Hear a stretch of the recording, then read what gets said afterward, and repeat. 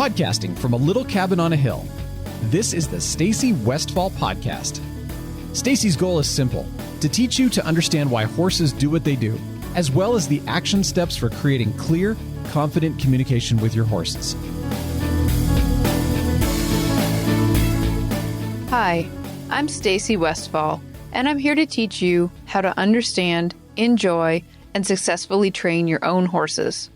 In this episode, I'm going to explain hot horses, what they are, common problems that people run into with them, and the awesome thing about them.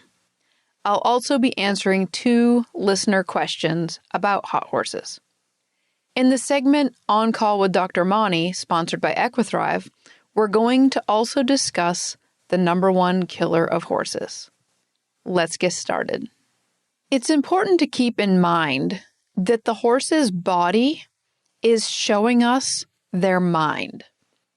I like to think about what I see going on in their body is a reflection of the mind, and then I'm using the mind to shape the body and the body to shape the mind, and the mind to shape the body and the body to shape the mind. But one thing you have to recognize is that you are seeing a reflection of your horse's mind in their body. Let's start with defining what a hot horse is. When I try to explain to people what a hot horse is, the first thing I like to do is picture a teeter-totter. Have you noticed this yet? Now, this teeter-totter, I actually have an image of in the front of my Smart Start book. And on that teeter-totter, I want you to picture on one of the far sides, I want you to put +10. On the other side, I want you to have -10. And a hot horse would be in the +10 side of life. Now, all along the scale, down to 0, which is balanced in the middle, you could have +1, +2, +3, all the way up through, or you could go negative the other direction.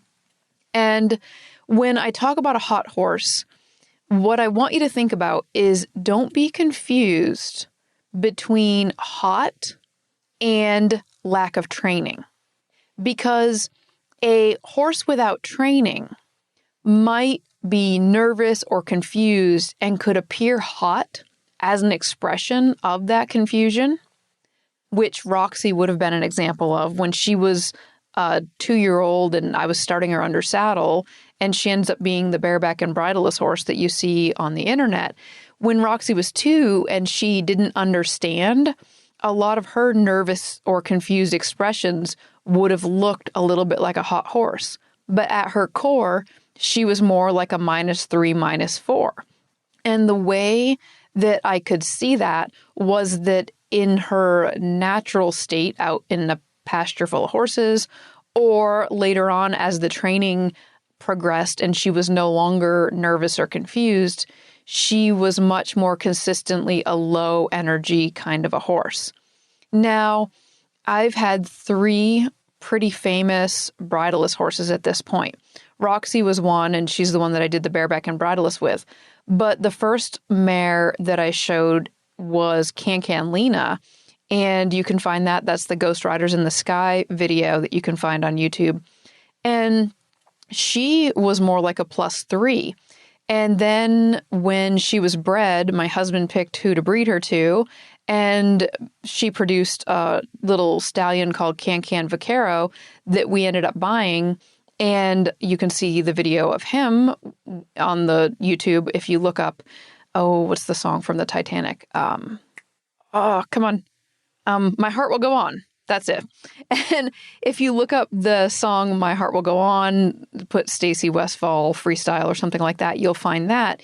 And that was her son, Can Vaquero, and he was, again, about a +3. So it's interesting to me that 2 of the 3 horses that I did bridleless riding at a very high level with were actually on the plus side of life. Now, Popcorn, I have been stating since the time that I bought him at the Road to the Horse and we won the Road to the Horse, I have been stating all along, he is a hot pony. He is more like a natural +7. And the way that I can see this playing out and the plus side of it is that he is very hot naturally across the board. An example of that would be that a few summers ago, he spent a couple summers at a friend's house who has a giant pasture, and she takes a lot of my horses and turns them out if I'm not using them, or like baby Presto went there to grow up. And so her neighbors are always like, oh, what's the horse in the pasture? And the neighbors don't know a lot about horses. And Popcorn goes out in the field. Now, mind you, at this point, he was like 14, 15 years old. And he puts his head down and runs as hard and fast as he can. And so the neighbors were like, is that one even tame? And Popcorn has won lots and lots of stuff. But if you watch him in the pasture, he is a firecracker. He just likes to run. And this is what I mean. At his core, he's a very hot horse. When I was training him for the first 2 years, I actually said to my husband, Jesse, I was like, I would swear he was deaf, because watch, if I say whoa, there's no response at all. Like, I feel like a total failure as a trainer when I say whoa, nothing, not a glitch. But I'm quite sure he's not deaf, because if I go, we're off like a firecracker. So pretty sure that's not a sign of what he can hear. It's a sign of his mental state of being. He is a hot horse. So now that we've talked a little bit about hot horses, and cold horses would be the opposite, that's a whole nother podcast. But hot horses are naturally just kind of a high energy horse. Let's look at some of the pros and cons. So some of the pros of a hot horse would be they're very easy to motivate. Now, they also tend to be very athletic because, yes, they really do practice those things in the pasture. When Popcorn's out there tearing around, the lazier horses are standing there watching him. Well, the lazier ones, colder ones, aren't getting much physical coordination practice. Popcorn is out there turning and burning and running, and he's turning on grass. He's doing a lot of energy output. Very athletic, naturally athletic. They tend to be very sensitive. Goes right back to what I just said about, I can barely kiss just a little bit and he's off to the races, super sensitive. And they tend to think really quick. So they practice quick thinking out in the pasture, out in the herd. This is the way they naturally lean in life. And so they're very quick on their feet, and mentally they're quick on their feet and thinking. Now look at some of the cons. They tend to think really quick. They tend to be sensitive. They tend to be athletic. They tend to try too hard. Do you see what I did there? It's pretty much all the things that were the pros could also be looked at as the cons. Because hot is not really good or bad, but it is definitely more useful in certain situations and less useful in other situations. If you want to look at this from a totally different perspective, if the horse thing might not be jiving with you on how you're thinking about this, if you want to get a dog to live in your apartment, you probably don't want a border collie. When I was Googling it to double check my guess on that, I went down a little bit of a rabbit hole there researching what the best and worst apartment dogs were. And one website summarized it as, you don't want big, loud, or busy if you're going to be in an apartment. And I think it's okay if you say that a horse has certain traits. It's actually really nice to recognize it. I fully embrace that Popcorn's a hot horse. But if you're a person who wants to just walk down the trail, you are not likely to enjoy a naturally hot horse. Because this is a hot topic. Okay, was that too corny? Hot topic? Anyway, because this is a hot topic, I'm going to give you some ideas to think about first, and then we'll listen to the questions, and then we'll review those ideas again. Idea number 1, be aware of the patterns that you use when you ride. And I mean the word pattern in 2 different ways here. I mean the physical pattern, like choosing to ride a figure 8. And I also mean the pattern as in a series of habits that you have, like dismounting in a certain spot or what you end on. Another idea is go ahead and add groundwork. Groundwork is a great place to teach emotional control. Now, it's very possible that you could instill grandma's rules and have a set of groundwork rules that do one thing and a set of ridden rules that do another. I've talked about this in other episodes of the podcast, but what I want you to think about is that if you can teach the horse emotional control during groundwork, you're going to do two things. You're going to introduce that horse to the idea of how to behave, quote unquote, correctly under pressure, how to control his emotions when you turn up the energy in the room. But the other thing you're going to do is you're going to convince yourself that this horse contains that possibility within it. And when you believe that this horse is possible, it's possible for this horse to behave that way under pressure, it's going to seem more possible for you to achieve that when riding the horse. And another idea to be thinking about is how hot horses often get rewarded for being hot. Think about this. When the horse gets a release, it teaches them where to go. So just like in my earlier sentence, I said something about where you dismount. That's a type of release. Now, it can be release as in dismounting at the end, or it can be release as in you soften up the aids. But hot horses often get rewarded for their hot behavior. Let's start with that one. I'll give you a quick example of how this would work. I was coaching a rider once, and when I looked at the horse as the first overview when she was warming it up, I would not have called it a hot horse. It definitely needed some more emotional control training in the groundwork area, but under saddle, the horse was really willing, walk, trot, the good connection, very able to move the horse's body parts around. But one of the things she had mentioned was that the horse would get chargy loping. And it's always really interesting to me if I don't see a lot of those symptoms in a bunch of the other areas. Now, mind you, this was a 1-hour lesson, so I wasn't going to see this horse for a long, long time. But still, pretty quickly right off the bat, I wasn't seeing a lot of signs of hot. A little bit of nervous during the groundwork because it didn't understand some of that, but not a lot of hot. So when she went ahead and started loping, it looked good initially, and then, sure enough, just like she said, the horse started getting chargy. And I always get excited when these things that don't quite match happen because I'm like, ooh, this is a mystery. Maybe this is why I like watching Sherlock. Anyway, so I'm watching her, and I had her ride around and show me some of her normal stuff that she does. And when I watched, I started to notice one main thing. And it goes along with a reining cue. It's not just a reining cue, but we happen to teach this cue to a lot of the reining horses. And this horse had a foundation in reining. And that cue would mean that one of the ways that we can stop the horse is by opening up our legs or releasing our legs, and that will mean stop. So a lot of times people will ask me why my legs are on or have a slight wave in them, and they'll say, like, why are your legs waving? And I'll say, because if my legs are on and waving, then it's like the gas pedal. If I take my legs off, then that horse will stop. But you have to actually have your legs on to be able to take your legs off.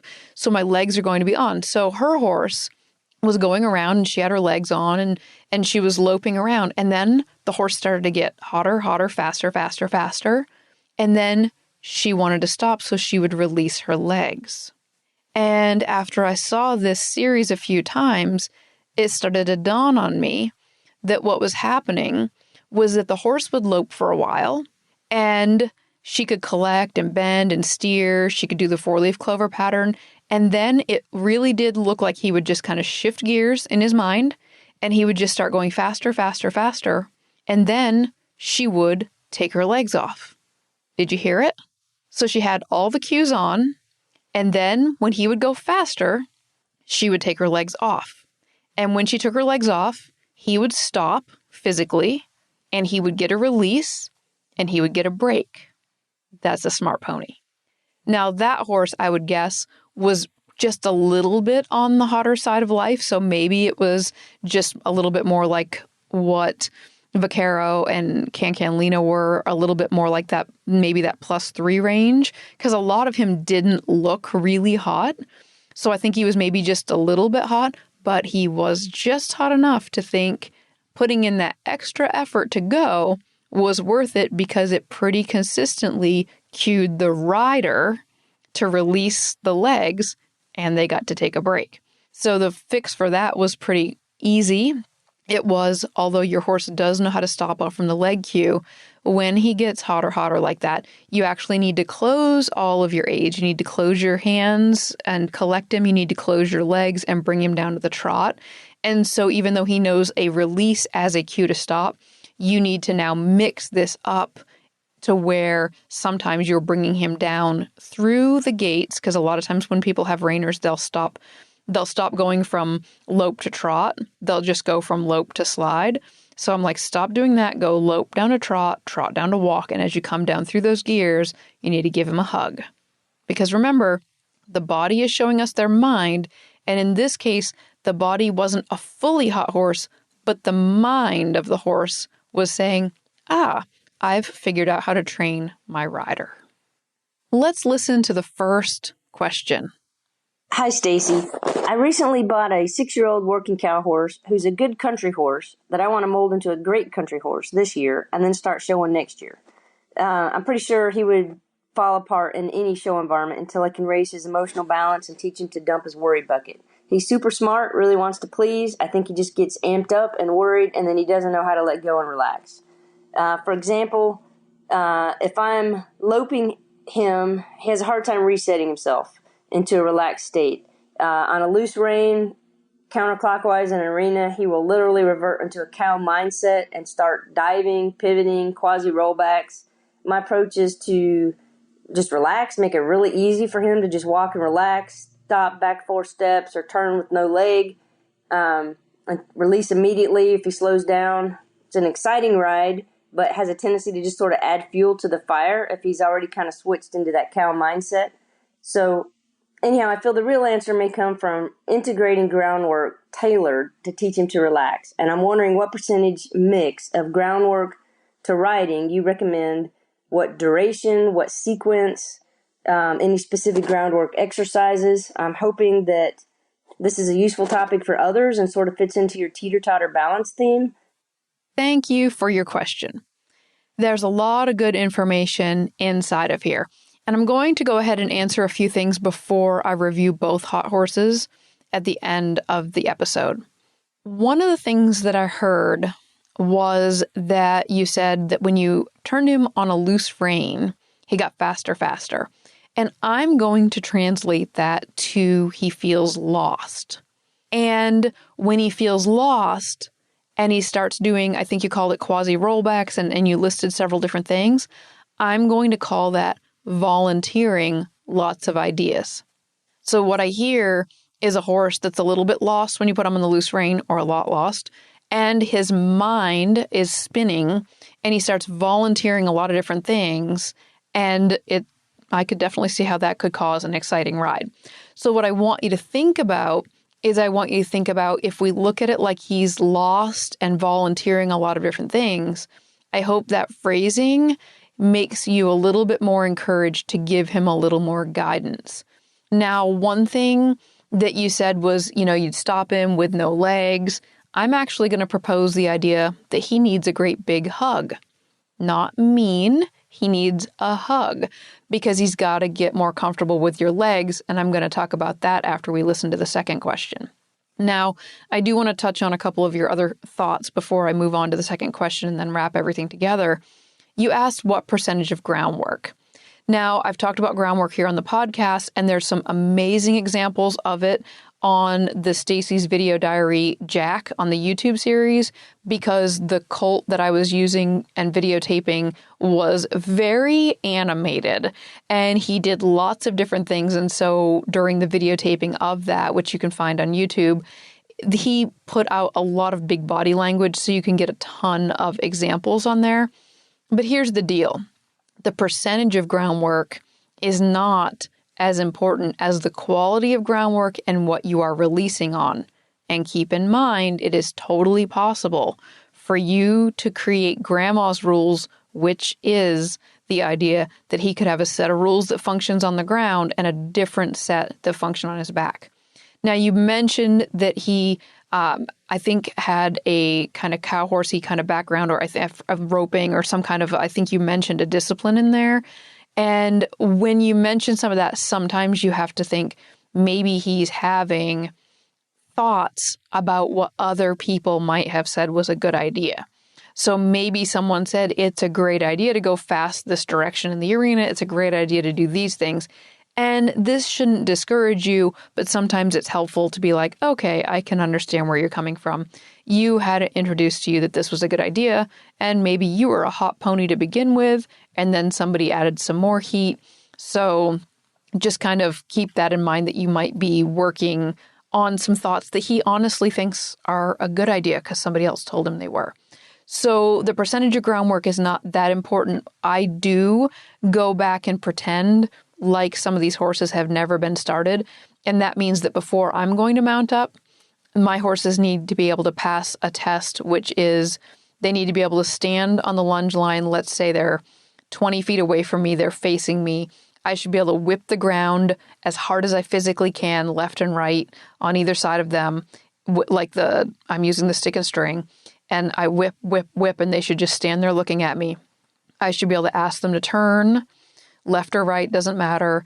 And if they were standing at 12 o'clock and they turn to the left, they're going to be going counterclockwise. So by the time they go to 9 o'clock, they should be picking up the lope, and they should be able to lope around and stop immediately again at 12 o'clock, which is where they just started from, and I should be able to whip around them again. I do this with all my young horses before I mount up, or any horse before I mount up. If it comes in out of the blue for training or something, I want to know if they can pass this test, because what this test does is it tells me that they understand the difference between whip and stand still, and then actually ask them to move, and then they can transition back to the standing still again. Now, keep in mind, this is not a good training pattern. This is a test. It is not training. I think that I've gotten into that on one of these podcasts. I know I have it in my video vault online, but just keep in mind, you need to be able to see these horses do these really good transitions, but go to that YouTube series and look at that and make sure you can do all the crazy groundwork stuff that I do on there as a start. Now, your plan to just keep loping him and whether or not this is a good idea all boils down to where he finds the release. So if you continue loping him and he senses a release in the loping, he will get hotter and hotter. You can actually train him to be enduro pony. You could train him to think that going out there and loping at a medium fast speed for hours on end was a good idea, because he probably contains a hotter inclination anyway. And if he feels like that release is coming in the speed, then he will get hotter. I'm going to talk about cooling him down after we listen to the second question. Hi, Stacy. This is Ron Andrews. I really enjoy your podcasts, and I've learned so much. I've had my gelding. He's 17 for 3 years. He was a ranch horse before, hard worker. He's a 16-2 quarter horse, very athletic, and he's really mellow. And a lot of your things about pushing them to the upper end and back has been very helpful in getting him to be more balanced emotionally. He comes across as a big old softy, but he can be pushed up pretty quickly. And I'm learning what those triggers are and helping to balance him. But anyway, I just listened to your podcast about correcting behaviors, and the one for him, rather than going, is stopping. Not stopping, but as soon as I let him canter or trot very much, he does not want to walk. I mean, he just wants to keep going. And so I've used various kind of techniques to bring him back to a walk and gotten off him. And I just wondered what your suggestions were to, once he's trotted or cantered, he really brings his head up and kind of wants to keep doing that. And it can be difficult to get him back down to a nice, easy walk. And so corrections, I've used some kind of bilateral reins tension a little bit, pressure, bring his head down a little bit until he starts to walk again, and then release and some of those things. But it's been somewhat of a challenge. So anyway, I thought I would throw that question out for you. Thanks for your question. And I find it really interesting that you are seeing signs on both sides of the teeter-totter. Sometimes you've got some of these colder things like, hey, this is good that I've got him up a little bit, but oh, wait, he goes up quite a bit. I like that, but sometimes I'll say, does your horse feel a little bit like Jekyll and Hyde? And people will be like, yes, what is going on? Sometimes I think I have a hot horse. Sometimes I think I have a cold horse. And this is actually a really good sign that he is closer to that zero. So a lot of those horses that are down in that, +2, +3 range, or even the -2 range, when you get into those horses that are kind of closer to the middle of that teeter-totter, you'll actually sometimes feel like you're losing your mind because you'll be like, yesterday it was cold, today he's hot. Now, I don't know he's going to be tomorrow.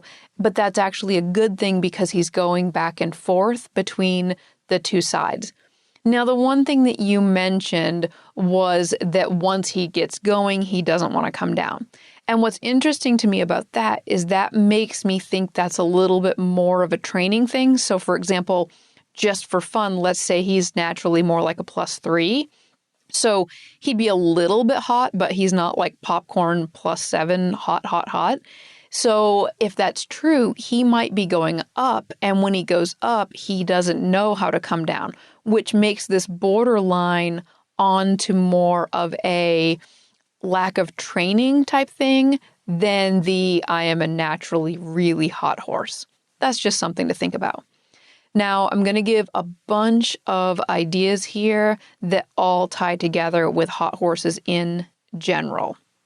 If I could give a number one thing, and of course it's the hardest one to work on, but it's very, very true, it's going to be that you need to use your legs more. And I know that sounds like crazy land when you have a hot horse, so I'm going to go over how to do it, but it's the concept I want you to be thinking about while I'm talking about these other things.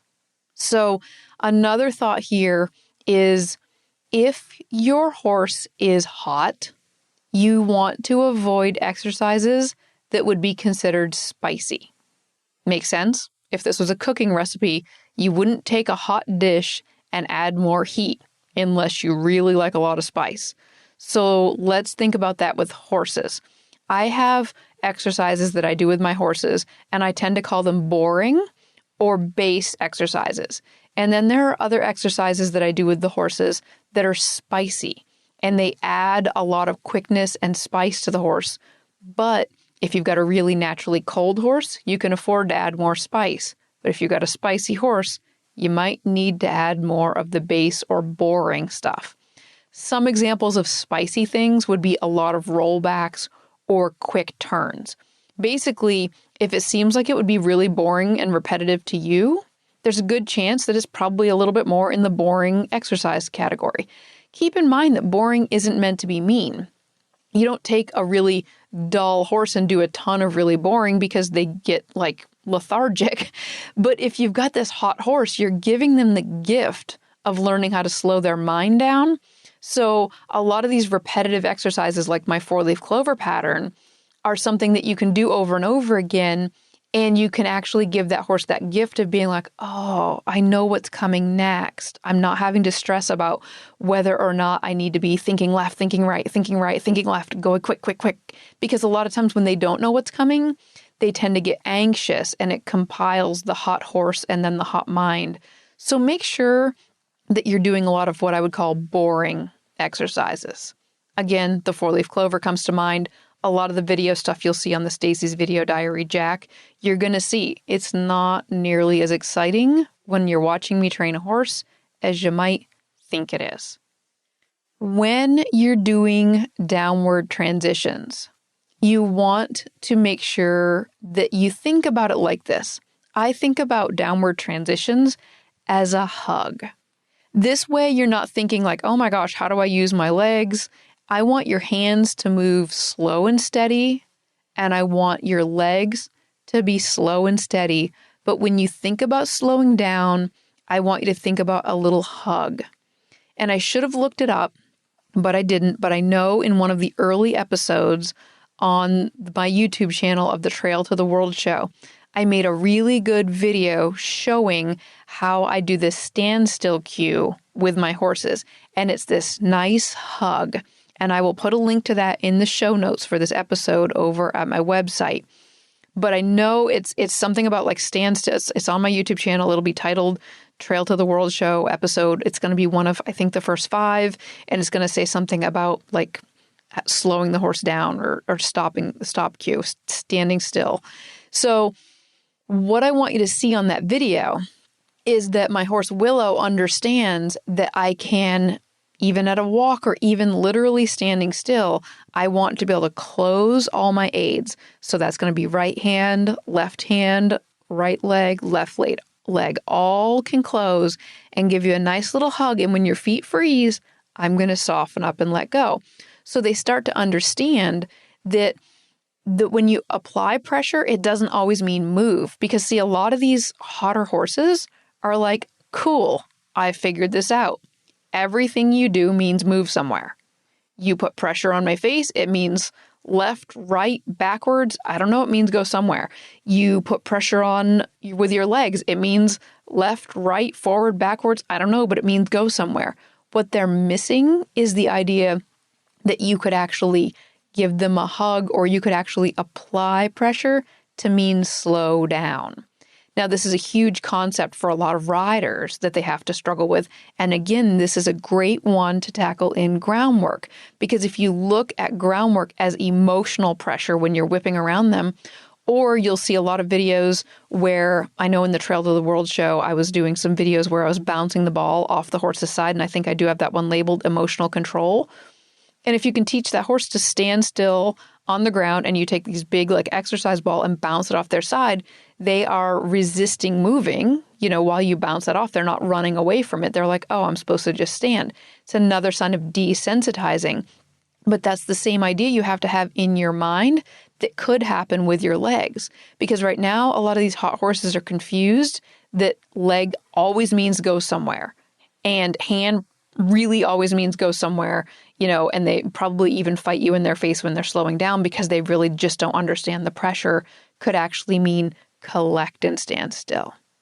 Another thing to think about with these horses is they tend to be very physically tight, which means that they tend to contract their stride. So a lot of times their walk will be quick, but it will be short and tight.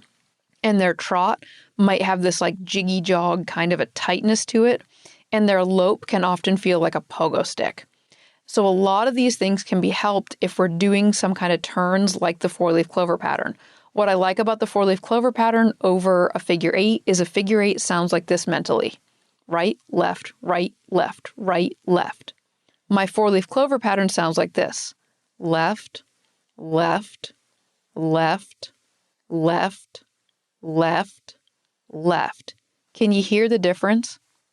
When you're trying to figure out if you've got a spicy exercise or not, just use a simple little thing like that and say it out loud. And if it sounds real boring, that's probably a good sign that it's not spicy.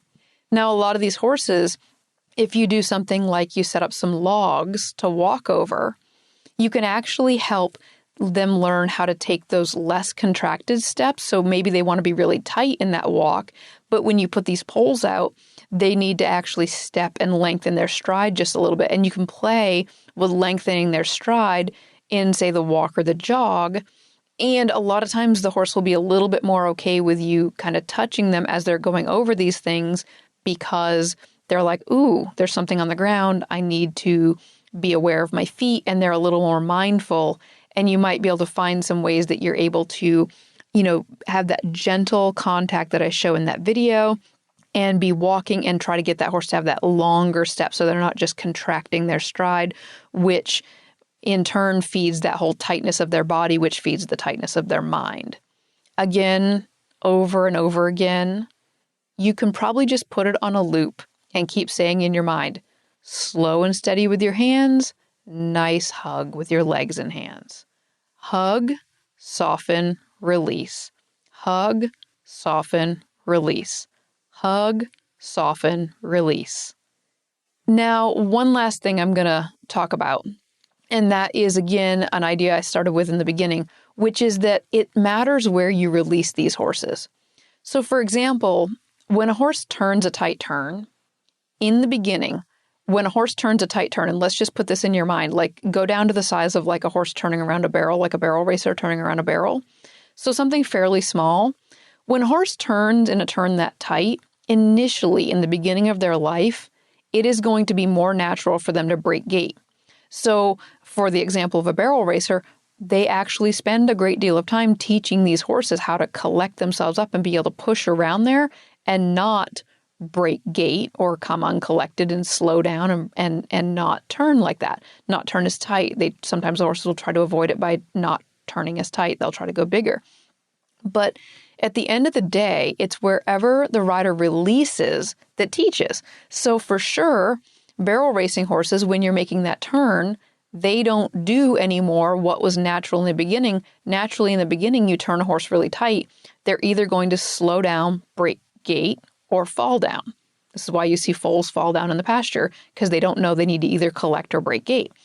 And so barrel racers learn that slowing down is not allowed. Hopefully before you got on them, they learned falling down is not a good idea. So they learn to collect and even accelerate during the turn because they're getting a release outside of there. So like the turn, they're being hustled through, and then there's a release outside of the turn somewhere. So these horses actually learn turn and accelerate because of where the release comes. Early on, you could have taken that horse and meant that turning, you could have encouraged that when they turned, if they were to break gait, they could get a reward there, or turn, they could collect and get a reward there. This all comes back to where does the horse feel the aids soften up? In dressage, there's a saying that on a dull horse, you should use less leg. And on a hot horse, you should use more leg. And I did not say that backwards, but most people ride it backwards. So again, you should use less leg on a cold or dull horse because you don't want to be desensitizing him to your leg. You want him to be sensitive to it. You should use more leg on a hot horse because you basically want them to be a little bit sacked out to your leg. You want them a little bit desensitized. But most people ride a dull horse and kick and kick and kick and kick and kick and desensitize him more and more.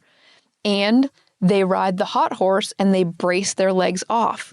When I was growing up and I was a barrel racer, and I've told the story before, I came out of running my horse one time in a contesting class, and I had the chute going out, and then I had, 30 feet. I had more than that. Like multiple cars could have, met and passed in the distance. And I hit a car that was parked on my horse because I couldn't stop. But I guarantee that hot horse that I had been training, I was riding less and less with my legs. My legs were braced away and more with my hands. So I was basically teaching my horse to run through my bridle. So you've got to get this balance in your mind. And here's an interesting thought. The awesome part about hot horses, I'm going to list two, but I could even go further. But two really cool things about hot horses is you have a lot of forward motion to work with, and they're asking for the training, meaning they require the training because they're asking for it because they're kind of busy and they're hot. So they're going to teach you a lot. Supporting companies make this show sustainable. Thank you. In this week's segment, On Call with Dr. Monty, sponsored by Equithrive, Dr. Monty and I discuss colic. I learned a lot during this interview, and I'd like to say a big thanks to Equithrive for creating the opportunity to talk to Dr. Monty and for sponsoring this podcast.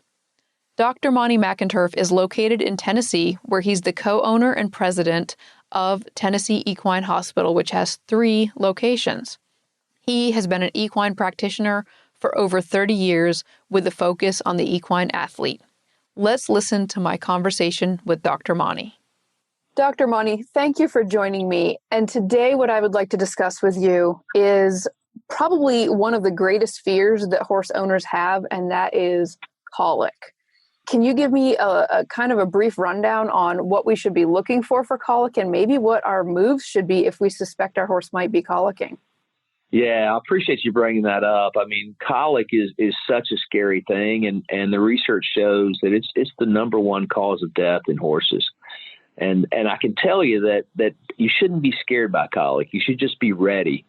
Out of every 10 colics that I see, 8 out of 10 horses, they just need a little bit of medication like Banamine, maybe a good examination and a tubing by your veterinarian to make sure that we have the proper electrolytes and or laxatives on board to help the horse clear whatever's going on. And they do fine. 8 out of 10 just need a little mild medical management. Getting to them early is key. So when you see signs of not wanting to eat, laying down, trying to roll, just depression in general, consider colic as a possible cause and consider communicating with your veterinarian to kind of nip it in the bud quick. But there's also a category of horses that we just talked about, the 8 out of 10. There's 2 out of 10 that fall into a different category. About 1.5 out of those 2, they need what we call medical management. They need some additional fluids. They need some additional pain medication. And your veterinarian can help you with that, or maybe your local veterinary hospital. And then you work through this colic that occurred. But the category I want to talk about is that last category, and that's that half a horse out of 10 or that 5 out of 100. They need surgery. We've got a life-threatening condition going on. We've got a twist. We got a displacement. We've got something going on that your horse is going to die if it doesn't have surgery. And if you don't mind, I'm going to take a second to tell you about a program we have here at Tennessee Equine Hospital. Oh, I'd love to hear about it. Yeah, it's called the Promise Program. And basically all it is, it's not an insurance program. It's a loyalty program. And the program says, hey, look, if you let us help you with your wellness, your vaccines, your oral exams and dentistries, your Coggins testing, your basic care for your horse that you're doing anyway every year, and you allow us to do that, and you promise to allow us to do that, and then you put $50 in to enroll your horse annually in the program, we promise that if your horse colics and needs surgery, that we'll pay for the surgery. Wow. And you're like, well, what do you mean? What do you mean you'll pay for the surgery? Well, the $50 that everybody puts into the pool, we put into a little pool to sit there. So when that horse that comes in that's on the program needs colic surgery, and colic surgery runs anywhere from $5,000 to $8,000, okay? Mm-hmm. And when that horse needs surgery, what happens is the owner has a real hard choice to make, right? Mm-hmm. I love my horse, but do I want to spend the money on saving his life? Mm-hmm. Well, the answer is yes. We always want to do that, but can we afford to do that, right? So we have this hard choice to make. Mm-hmm. The other question that's asked a lot is, how successful is colic surgery? I can tell you with our surgeons and our team, we're having a greater than 80 to 85% success rate on all our colic surgeries if we get to these horses in time. You say, what do you mean success? They're going back to jumping. They're going back to competitive trail riding. They're going back to racing. They're going back to whatever they did before they had this catastrophic colic. They're going back. Yeah, they're going back to a full career. There's this adage out there that, hey, look, horses that have colic surgery are never the same. That's just not true. There's no truth to it. And it's all about timing and having the right team. So I say that to say we started this Promise program because one year we euthanized close to 60 horses that the owners are like, we don't want to spend the money and we want to let them go because they're hurting, right? And mm-hmm. I'm okay with that. I mean, I don't want a horse hurting. If we can't fix him, let's let him go. But I'm much happier with the end result of, hey, let's fix him. Mm-hmm. So these Promise program horses, they're being fixed, and they're being fixed on our nickel, and everybody throwing their money into this pool to help each other. It's a beautiful thing. That is a really awesome concept. It might make sense for us to talk to our local veterinarians about having a similar wellness loyalty program. Yeah, that is super cool. And you definitely touched on a couple things I hadn't thought about, you're right. In the back of my mind, I did have the notion that these horses were not returning to full-blown work, that they were not returning to that. So that is amazing that you're saying that they're getting a recovery back to what they were doing before. So that is really good to know. And I have been beside owners who were trying to make this decision, and it is heart-wrenching in that moment when they are like, I do not have the money, and this horse is going to have to try to make it, and yeah, that is not a good place to be. So anything we can do to get ahead of it. And that sounds like an amazing program you have there. Kudos to you for creating it. I love to hear there are vets out there that just love the horse and we're like, how can we solve this problem? You guys are watching this problem come in. That is just amazing. Thank you for what you do. Well, thank you so much for letting me share it. It is a cool program. I think that Dr. Monty's Promise program is an amazing concept. If you were impressed with it, please let him know either on his Facebook page, which is TN, the abbreviation for Tennessee Equine Hospital, or you can also find his website too. And I'll put links to both of those on my website. Thanks again to Equithrive for setting all of this up. Dr. Monty mentioned the horse's electrolytes during the conversation, and I want to say that I'm using Equithrive's electrolyte pellets. I prefer to use the electrolyte pellets because they go in the grain, and some of the ones that go into the water, some horses will actually refuse to drink when you change their water, which can really compound the problem. So if you do choose to use something that would go in the water, please offer 2 buckets of water, 1 fresh and 1 with your electrolyte in it. But for me, I think it's way easier to feed them the pellet and see them ingest them. And the horses seem to like them quite a bit. You can actually hand feed them to them if you want. If you'd like to learn more about Equithrive's products, you can visit equithrive.com. And if you decide to purchase something, use the code STACY, STACY, in the checkout to receive 10% off plus free shipping. Thanks for joining me, and I'll talk to you again in the next episode. If you enjoy listening to Stacy's podcast, please visit stacywestfall.com for articles, videos, and tips to help you and your horse succeed.